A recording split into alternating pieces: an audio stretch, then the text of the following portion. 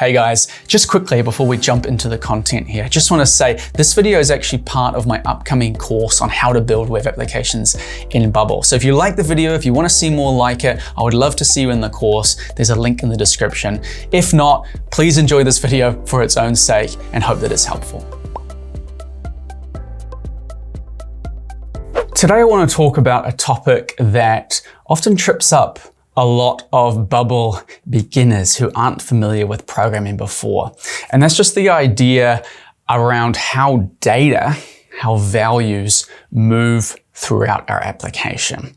And just to kind of show you an example right off the bat to kind of give us a shared language here. If we look at LinkedIn, if I scroll through LinkedIn here and I look at any of these posts, I have this share button, which I can click on, and it brings up this pop-up here where I can type a message and click to post. This share pop-up is the same for any post that I want to share. See, this is a new post, but it's the same structure, but you can see the content here is different because I'm sharing a different post.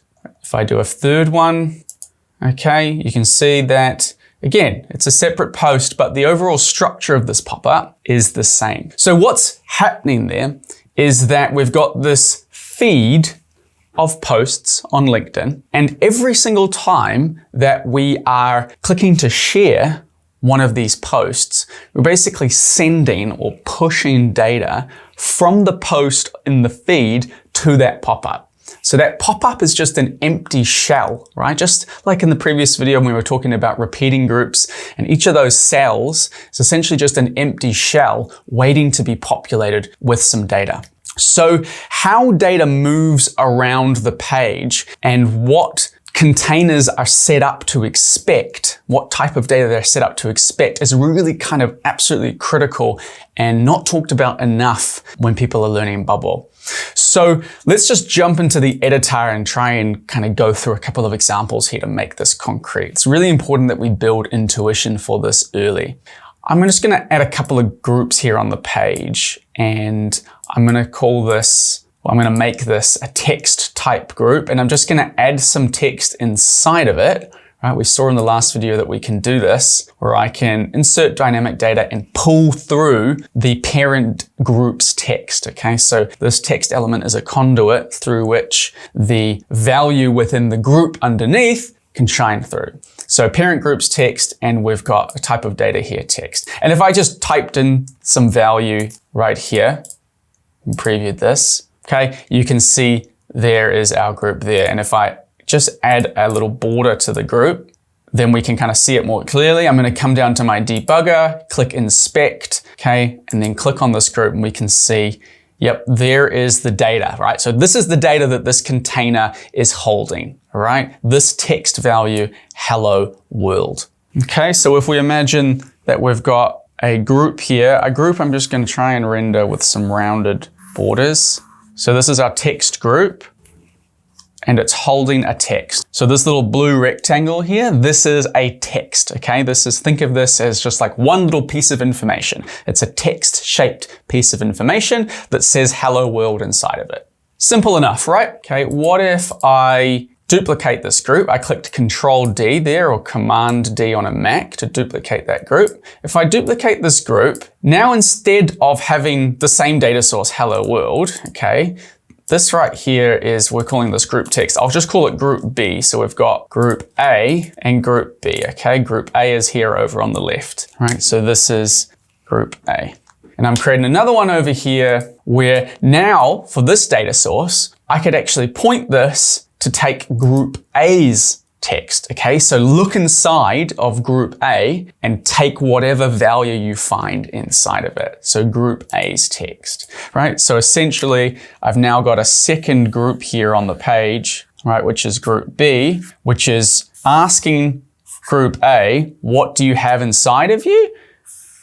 And that's going to send that same value, right? That same value then inside of group B. So inside of Bubble, this is then what we have. Then if we change the value of group A, if I say hello Mars, for example, okay, then both of these groups are updating, okay? So this is just to demonstrate that containers can hold data, right? All types of different data, right? These groups are just containers. That's kind of a key concept to keep in mind, containers. And containers can hold data and they can pull data from other containers inside of them. And what's really important when we're doing that kind of thing, right? Where this group B is pulling data from group A, is that it is pulling in data that it can actually hold onto. We want to be thinking in terms of inputs and outputs. What is the input that I need and what is the output that I'm getting? So from group B's point of view, the input that it needs is a text. From group A's point of view, what it's outputting is text. So this kind of relationship between these two containers works very well. But what if, for example, we changed group A to be a number instead? So group B over here. So again, we still want group B to be holding text, so we can just ignore this for a moment. So now that group A is configured to take a number, how will this connection that we've just made, where group B is expecting text, it has an input requirement of text, but what it's actually going to be pulling in from group A is a number. So let's go into the bubble editor. This is my group A. Now, instead of type of content text, I'm going to go type of content number. And you can see that immediately we've got some issues. Okay, this issue tracker up the top is going to tell us anytime that we've got some illogical expressions in our application. So one of these says that group A's data source, it should be a number, but right now it's a text. So you can see actually we've got this data source, hello Mars. That's the problem. If I get rid of that, the issue goes away. And if I type in, say, the number 5, then that's fine. But our other condition is actually over here on group B. And this is sort of the more illustrative example here, is that our group B, which is expecting text, is now getting a number. And so for this to work, right, we would actually have to change this input, this text B's input, to expecting number rather than a text. Okay? And just as a quick aside here, in case it's not already obvious, only containers can hold data, right? All of these visual elements like text, they can't hold data, they can only render data. So if I put a text down here, I could quite easily, do a search for, let's say, do a search for job listings and pull out the first item that I find in that list of job listings that we're pulling out from the database. And then I could display, for example, the title. Okay, just like this. That's how that would look. That's all fine and well. If I call this text A, if I have a second group here, so I'm going to go Control D to duplicate here. I can also, while I'm on a fixed width page, by the way, I can also hold down Control or Command on a Mac and just drag off of an element to create a duplicate of it. So right here, if I right click, clear this expression, I can't reference now the first text's text, group A's text. If I try to go, it's not even here. It's not even as an option. The only options that I have to choose from in terms of my inputs for this text are containers on the page. So group A and group B. This text A is not showing up as a possible input for my text element. Okay, so containers are the only elements that can hold data. Really important just to keep that in mind in the beginning here. All right, so yeah, we want to really be thinking in terms of input and output all the time. Now that said, we can actually, so to speak, transform one value, right, like a job listing, okay, into another value like a text in the process of passing it from one group to another. So just to show you kind of what I mean. If I've got, let's say I've got here, this is an application for pets, okay? So this is my pet shaped group. And then as before, I've got a text shaped group. So as before, this is group A and this is group B over here. Okay, so inside of my pet shaped group, I have a pet, okay? An actual pet object. And if you just look in my database, okay, you can see, look, I've actually configured this pet thing in my database, and I've got some pets here too. I've got, a budgie and a rabbit and a goldfish, okay? And so we've got a pet-shaped group here on the page. In Bubble, right, let's just set this up. So we're making it super concrete. I'm gonna set the data source of my group A to be a pet, and I'm just gonna do a search in the database for all pets and just pull out the first pet that I find. Now this text, okay, inside of this group can act as a conduit, right, and render one of the fields from the pet object inside of the group. So the parent group's pet, I'll access one of those fields, right, and render it through the text. I may as well render the name, pull the name through. And then I'll just, to get rid of that error, I'll just change the data source of my group B. And so what we have right now is a group A with a pet object inside of it, specifically a goldfish, okay? And then we have a text box in this group, which is just showing the name of that pet. Now, if we try to get group B to look at group A, okay, and pull in whatever group A is holding, which is obviously a pet, then that's going to be an error. This pet, okay, cannot fit inside of a text-shaped group any more than before this group B could hold a number. This is invalid. This is invalid. All it can hold are texts, right? Text-shaped things, okay? However, what we do know is that our pet, okay, and you can see it's kind of covering the group here, but you get the idea. Our pet is a data thing. It's an object. Remembering from our first video, this is a package, no more than a package of primitive or raw values, raw information, like text values, like number values, like this very cute picture of a cat here. So this package, what if we could, instead of passing through the whole pet, right, into this text-shaped container, that doesn't make sense. What if we could just access the name, right? We could just access one of those fields that is actually the right sized shape, right? The right data thing, the right type of value for the container. So in Bubble, what that would look like is if I configure this group B to be accessing a text again, right? It's accessing a text. If I try now to just grab group A's pet, okay, then of course that's resulting in an error, right? At that point, we're still just moving in an object that it's not configured to hold. It's the wrong shaped object, okay? However, we could grab now derivative values from this pet. For example, its name. So now we're literally just saying, okay, don't pass the whole pet, just pass us one of the derivative values. And this is now a valid expression. On the page now, when we load it, this is working well, even though these two groups are actually configured to hold completely different things. One of them is a text, right? And one of them is a pet.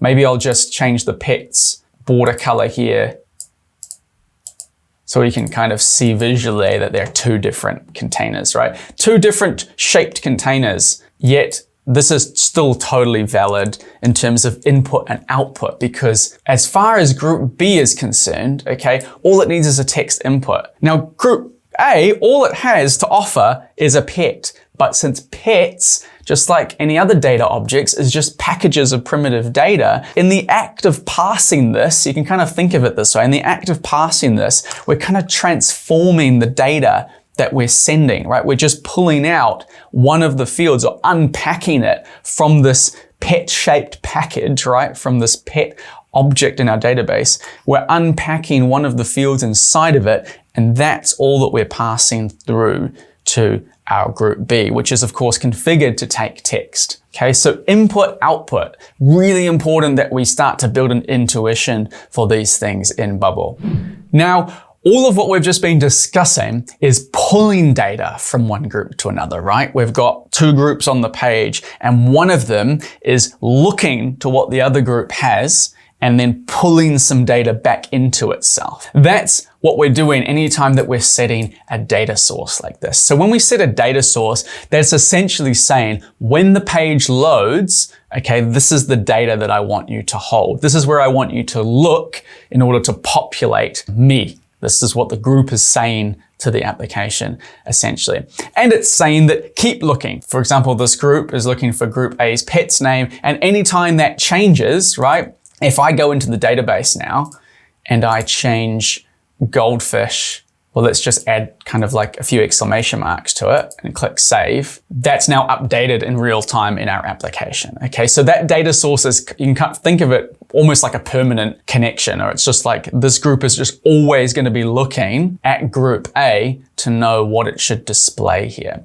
Okay, so that's pulling data. The group that's doing the looking, that is the group that is pulling data into itself.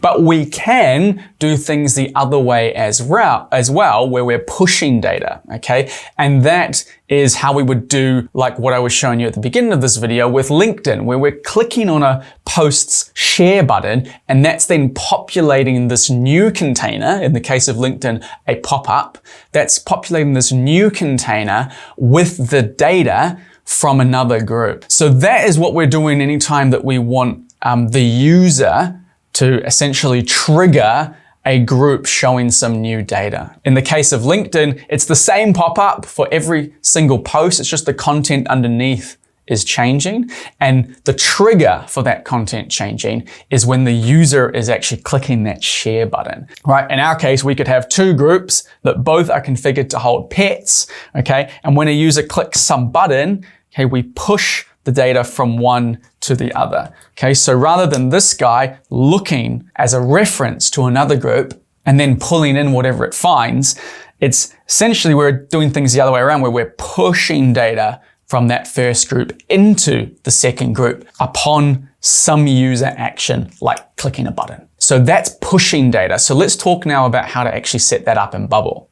Let's delete this second group B, and I'll copy my first group here. So we've got one group A over there, we've got another group A over there, so I'm going to call that group B. Okay, so group A and group B on our paper analog here. And with group B, we are not going to have any default data source.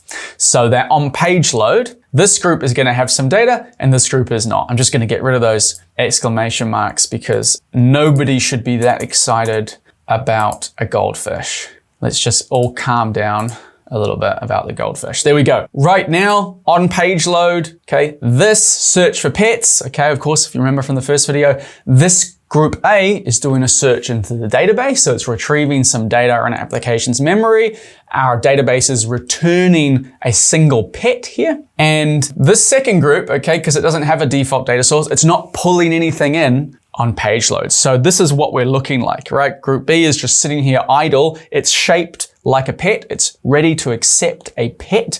Group A has got this pet from the database. So this is kind of our starting page setup. Now, what we want essentially is for the user to be able to click on a button, right, in order to trigger this movement here. Okay, so let's put a button onto our page. Button here onto our page that simply says push. Okay, and since we're dealing with user interaction here, right, this is behavior that's happening after our page is loaded, right? Once our users do something, this is going to be a workflow. So I'm going to click Start Edit Workflow here to add a button is clicked event, okay, specifically for that push button that we just created. And now all we're going to do is we're going to come over to Element Actions, Display Data.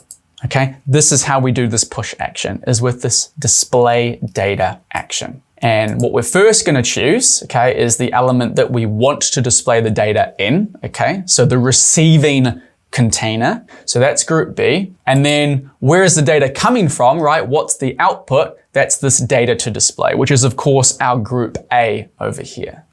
Group A.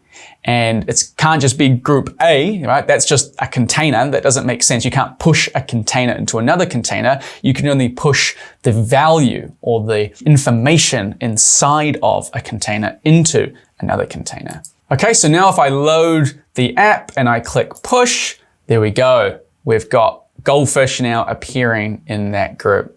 And let's just take a quick moment here to just talk about one other aspect of the debugger. The debugger, as well as then you inspect the properties, the data source of any element at any precise moment, we can also track how our workflows are performing in a more granular detail. So if I click step-by-step mode here and then I click push, that's going to essentially cycle through every action in this workflow one by one and pause on every action so that we can kind of look under the hood, so to speak, and see, okay, what's this actually doing? Where is the dynamic data coming from? What's the value of the dynamic data? That kind of thing. So I'm going to click Run Next here.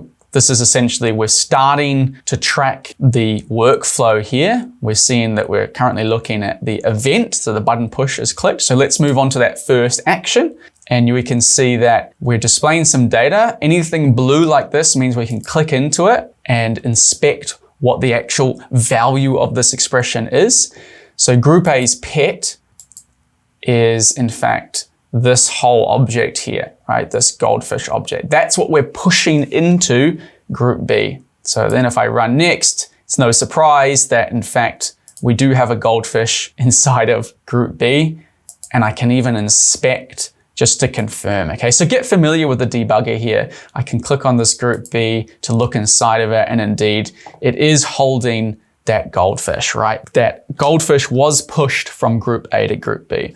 And this diagram here isn't quite accurate because it's not like it's being pushed from group A to group B and now group A is without a pet. In fact, what is happening is that we're just creating essentially another pet inside a group B. It's the same pet. Ultimately, both of these are referencing the same pet in the database, right? Like they both say goldfish here, but if I go into the database now and I make this a big goldfish, okay, they both updated now in real time because these groups are ultimately just referencing the original entry in the database. So if I make changes to the original entry, those changes are going to be replicated or propagate through any other places in the application where we are referencing that same data object. Now, just to complete the picture here, what we've just set up where we're pushing information from one group that can only hold a single pet or a single data thing into another group that can only hold a single thing isn't usually going to be that useful.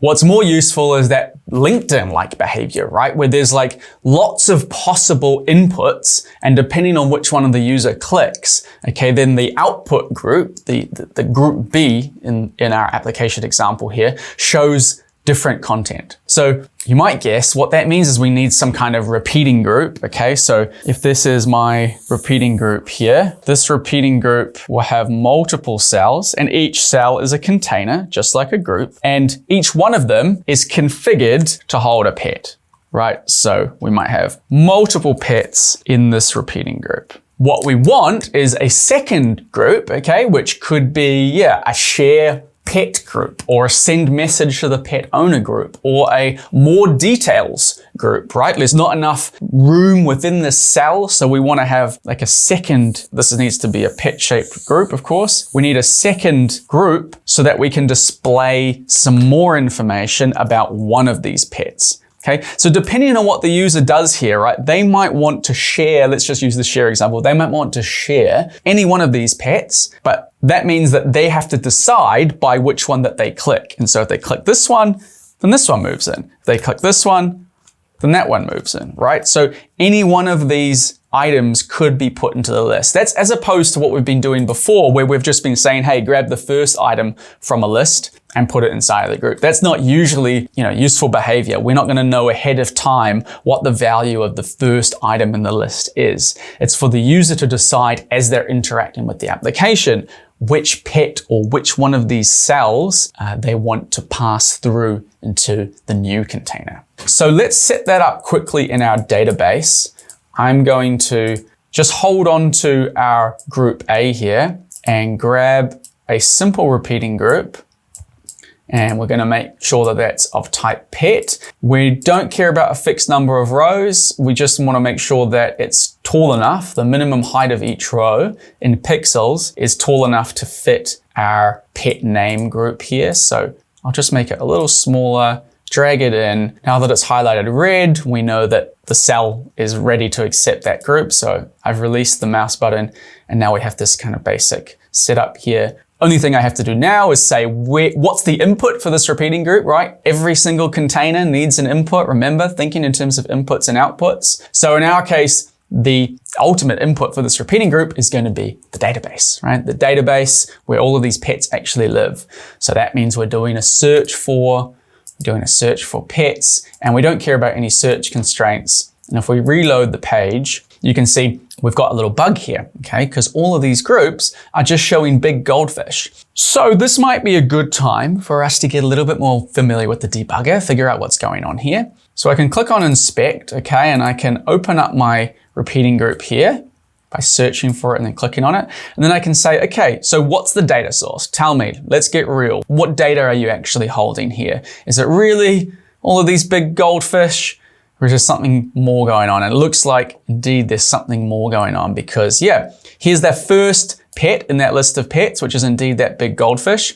But here's my second pet, which is a dog. My third pet, which is a cat. Fourth pet, which is a budgie. So we know that something's amiss here, okay? Because this cell is holding a dog. This one is holding a cat. This one is holding a budgie, yet they all say big goldfish. And I can go even further and I look, okay, what is the group itself holding?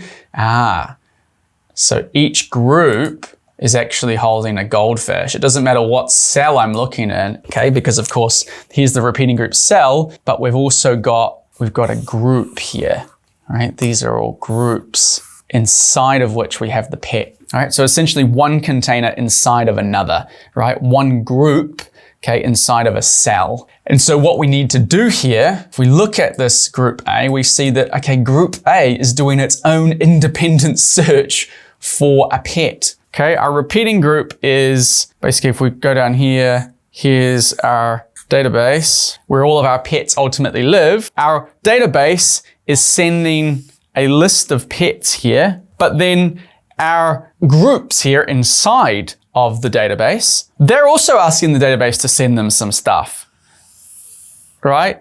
Each one of them independently is asking them to send a goldfish, okay? And so of course, it doesn't really matter what the cell underneath is holding. This group here is what's ultimately feeding this text, this parent group's pet's name. So if we want to fix this, okay, we want to basically cancel out this independent search that these containers are doing, okay? And we instead want each one of these to look to the cell in which it resides, okay? So we can do the equivalent of parent groups pet, just like we were doing with a text living inside of a container. So we want the group inside of the cell to look at the value that the cell is holding. So we're passing things through from the parent, the cell, into the child, the group. And in our elements tree, that becomes even more concrete, right? Here is the parent, the repeating group,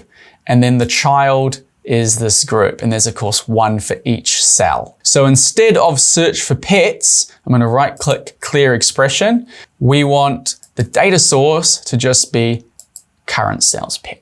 And now if we refresh this page, voila, now we're actually seeing the behavior that we were expecting, right? Each cell has its own pet. That pet is being passed through into the group within that cell. And then finally, there's a text, right? There's a text within that group, which is actually the conduit for showing particular values, particular fields within that pet, namely, in our case, the name. Okay, so now we want our kind of more details group or our share group, to take the analogy from LinkedIn, right? This guy over here. So I'm just going to copy one of these group A's, okay, and I'll call it the group receiving, make it really clear. This is group receiving. And we're not going to give it a data source right now. It doesn't make sense for us to give it a data source because we want to populate it based on a workflow, if you remember. So where we had that button before, that button click, instead of a button click, right, we could actually just click on the group itself, right? Any element can be clicked on to trigger a workflow, not just buttons.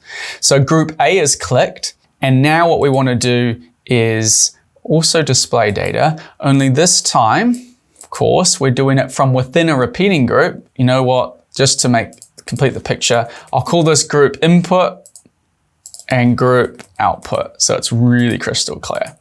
We want to display the data in group output, of course, right? Good thing I named it, so it's really clear. And then the data to display is going to be this group, okay? So that means the group that was clicked, so the output group. Or we could say, or grab, the parent cell, which is going to equate to the same thing, okay? Because they're both holding the same pet. So we can go current cell's pet or this group's pet, doesn't really matter. And then in theory, that's going to push a value from whichever one of these groups was clicked within the repeating group into our more details or our output group. So if I click big goldfish appears. If I click dog, dog appears. Budgie, rabbit, you get the idea. Okay, so now you're basically ready to make LinkedIn for pets.